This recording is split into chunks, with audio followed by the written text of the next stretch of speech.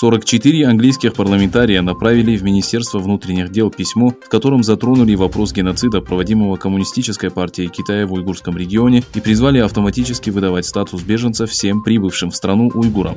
Письмо с требованием, которое выдвинула Либерально-демократическая партия, подписали члены Консервативной партии, партии рабочих, Национальной партии Шотландии и партии зеленых.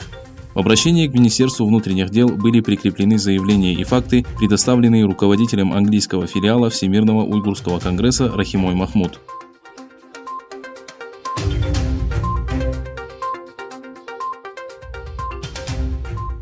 В столице Турции прошла встреча министра внутренних дел Сулеймана Сойлу с делегатами Международной ассоциации восточно-туркестанских неправительственных организаций.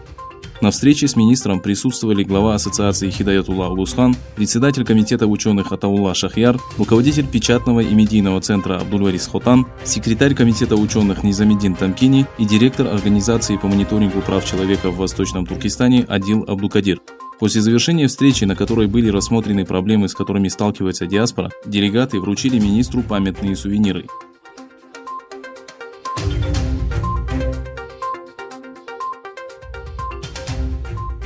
США включили в черный список 11 высокопоставленных чиновников Гонконга, включая главу района Кэрри Лэм. Министерство финансов сообщило, что такое решение было принято в связи с тем, что вышеупомянутые чиновники дискредитировали автономный статус Гонконга и ограничили свободу слова и права жителей района. Кроме Кэрри Лэм, в черный список попали руководитель департамента полиции Крис Танг и бывший директор отдела безопасности Стефан Ло. На имущество и денежные средства чиновников, зарегистрированные в США, был наложен арест.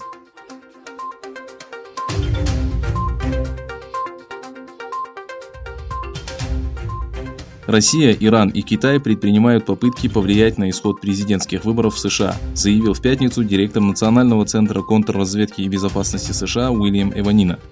Он привел данные, согласно которым Россия пытается прежде всего очернить бывшего вице-президента Джо Байдена. Китай, согласно заявлению главы контрразведки, расширяет усилия по оказанию влияния перед ноябрем 2020 года и предпочитает, чтобы Трамп, которого Пекин считает непредсказуемым, не победил в выборах. Иран, по словам Эванины, пытается подорвать демократические институты президента Трампа и разделить страну накануне выборов 2020 года. Он добавил, что усилия Ирана по влиянию на выборы в основном осуществляются онлайн, путем распространения дезинформации в социальных сетях. Китай продолжит оценивать риски и преимущества агрессивных действий, несмотря на то, что Пекин не раз критиковал администрацию США по вопросу борьбы с COVID-19 и закрытия китайского консульства в Хьюстоне.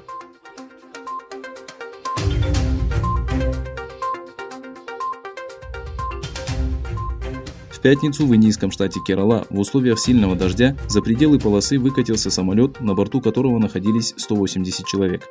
В результате авиакатастрофы по меньшей мере погибло 16 человек, включая пилота.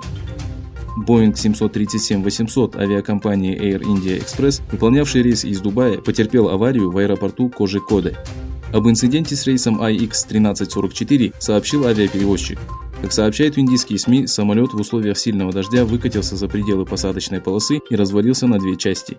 Среди пассажиров и членов экипажа, находившихся на борту, 124 человека были доставлены в больницы с различными травмами. Состояние многих оценивается как тяжелое.